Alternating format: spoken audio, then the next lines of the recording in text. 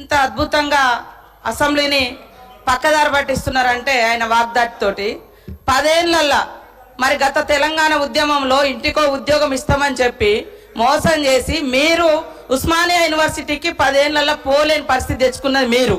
ఆయన చెప్పే ఉద్యోగాల కథ ఎట్లున్నదంటే కోట శ్రీనివాస్ గారి యొక్క కోడి కథ. నోటిఫికేషన్లు ఇస్తే ఇచ్చుడు, ఈసారి మళ్ళీ ఓట్లు వేస్తే మళ్ళీ తర్వాత ఉద్యోగాలు ఇస్తాం, అట్లా అట్లా ఆశ పెట్టుకుంటా మీరు మోసం చేసుకుంటూ వచ్చిర్రు. మరి ఆ 34,000 ఉద్యోగాలు 10 ఏళ్ళ అధికారంలో ఉండి మరి మీరు ఎందుకు ఇవ్వలేకపోయారని చెప్తున్నా. ఎందుకు ఇవ్వలేదు? ఇంకొకటి, దాదాపుగా ఈ రోజు వరకు మా నోటీస్కి వచ్చింది డబుల్ పెన్షన్స్. డబుల్ పెన్షన్స్ అంటే సర్వీస్లో ఉండి రిటైర్డ్ అవ్వడమో లేదా వాళ్ళ కుటుంబానికి వచ్చేటువంటి 20,000, 1,00,000 ఇట్లాంటి పెన్షన్స్ తీసుకునే వాళ్ళు మీ హయాంలో దాదాపుగా ఇప్పటి వరకు మాకు వచ్చినాయి 5,600 లిస్టు. లక్ష్మమ్మ గారు కూడా 24,000 పెన్షన్ తీసుకుంటుంది సార్. సరే, లోకల్ అధికారులు రికవరీ చేసినట్టుంది, అది మా నోటీస్కి రాలేదు. ఆమె 24,000 పెన్షన్ తీసుకుంటుంది, ఇటు 2,000 పెన్షన్ కూడా తీసుకుంటుంది. ఇంకొకటి, వారు చెప్పారు ఉద్యోగులకు 2 పెన్షన్లు ఇస్తామని చెప్పారని. ఎస్, మీ ప్రభుత్వంలో రాగానే ఆశా వర్కర్లు కావచ్చు, అంగన్వాడీలు కావచ్చు, బస్ డ్రైవర్ల తల్లిదండ్రులు కావచ్చు, వాళ్ళ పెన్షన్ కూడా తీసేసారు. కానీ మీ నాయకుల కుటుంబాలు, వాళ్ళ తమ్ములు అన్నలు వాళ్ళు తీసుకున్నారు కార్పొరేషన్ల పేరు మీద, వాళ్ళ కుటుంబంలో పెన్షన్ తీసుకున్నారు ఉద్యోగం వస్తుందని.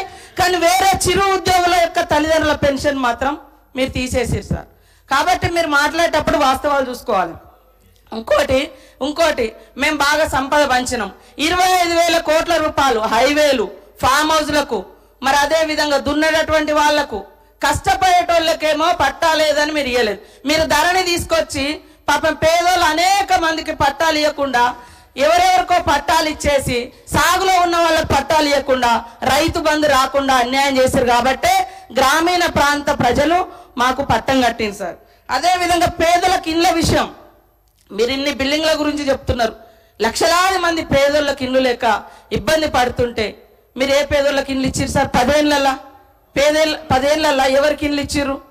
కాబట్టి మీరు ఇల్లు ఇవ్వలేదు. బంగ్లాలు చెప్తున్నారు, ఓకే, బంగ్లాల గురించి చెప్తున్నారు, ఓకే, పేదల బాధల గురించి కూడా మాట్లాడండి. కాబట్టి ఇవాళ అనేక అవుట్ సోర్సింగ్ ఉద్యోగులకు సంవత్సరాల తరబడి, నెలల తరబడి జీతాలు ఇవ్వకుండా ఇబ్బంది పెట్టింది మీరు. మేము నిజంగానే అనుకున్నాం సార్, మీరు రోజు ధనిక రాష్ట్రం బంగారు తెలంగాణ అంటే బయట నుంచి మేము కూడా అదే అనుకున్నాం, బంగారు తెలంగాణే ధనిక రాష్ట్రం అని. ఇవాళ మీరు ధనిక రాష్ట్రం ఇచ్చిపోతే మేమే మొత్తం అప్పులు చేసి ఇచ్చిన వాగ్దానాలు అమలు చేయనట్టుగా మరి మీరెందుకు అమలు చేయలేదు? మేము 6 గ్యారంటీలు ఇస్తే మేము 500 గ్యాస్ సిలిండర్ అంటే మీరు 400కే ఇస్తామన్నారు. మేము 15,000 అంటే రైతు భరోసా, రైతు బంధు మీరు 16,000 అన్నారు. మరి అన్ని ఎన్నికల ముందు మీరు కూడా మేనిఫెస్టోలో పెట్టిరు. 10 ఏళ్ళు అధికారంలో ఉండి చేయలేదు, కానీ ఎలక్షన్ మేనిఫెస్టోలో మాత్రం పెట్టుకున్నారు. అంటే మీరు మోసం చేద్దామని కదా. మీకు వ్యవస్థ తెలిసి కూడా మేము బయట నుంచి మా ప్రభుత్వం ఆశతోటి నిజంగా ప్రజలకు బాగు చేయాలని మా ప్రభుత్వం ఇవన్నీ పెట్టినాం. మాకు టైం ఉంది, ఇంకా మాకు టైం ఉంది చేసుకోవడానికి. మీరు 10 ఏళ్ళలో చేయలే కదా. మీరు అన్ని పేపర్ లీకేజీలు ఇచ్చిర్రు, ఇళ్ళ పేదలకు ఇల్లు ఇవ్వలేదు. మీరు పెన్షన్ కూడా 57 సంవత్సరాలకే ఇస్తానని మీరు గతంలో 2014 నుంచి 18 వరకు అధికారంలో ఉన్నారు. 18లో మేనిఫెస్టోలో పెట్టారు. ఎప్పుడు ఇచ్చారు? 3.5 ఏళ్ళ తర్వాత పెట్టారు. అదే విధంగా 2,000 పెన్షన్ కూడా ఎప్పుడు పెంచారు? మీరు అధికారంలోకి వచ్చినాక 6 నెలల తర్వాత పెంచారు. కాబట్టి ఇవన్నీ కూడా ఉన్నాయి. మేము అనుకున్నాం నిజంగా అద్భుతంగా ధనిక రాష్ట్రం ఉంది, రైతులకు ప్రజలకు అన్ని ఇద్దామని. కానీ 6 నెలలు సాధ్యం కాలేదు. కొన్ని మీరు రైతు రుణమాఫీ అని చెప్పి 8-10 ఏళ్ళు చేసిరు, అనేక విడతలుగా చేసిరు. మేము ఒక్కొక్కటి చేస్తున్నాం, ప్రజలు సంతృప్తిగా ఉన్నారు. కానీ బాధంతా మీకే కనబడుతుంది, 3 నెలల ఎలక్షన్ కోరికే పోయింది సార్, అది కూడా తెలుసు.